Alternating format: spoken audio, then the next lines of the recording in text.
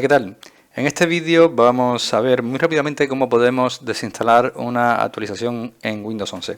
Así que para esto solamente nos vamos a ir a inicio y después nos vamos a ir a configuración. Cuando estamos dentro de la configuración de Windows nos vamos a ir directamente a la categoría de Windows Update y haremos un clic sobre ella. Aquí nos aparecerán lo que es el historial de actualizaciones, en el cual vamos a hacer un clic también.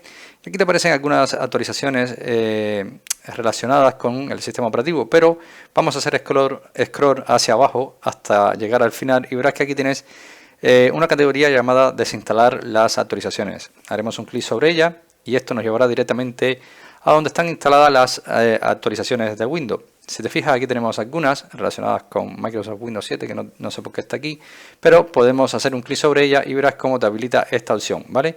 Entonces, al hacer clic y habilitar esta opción, vamos a hacer un clic sobre el botón desinstalar y procederemos a seguir los pasos de siguiente que nos está indicando el mismo programa de desinstalación, ¿vale?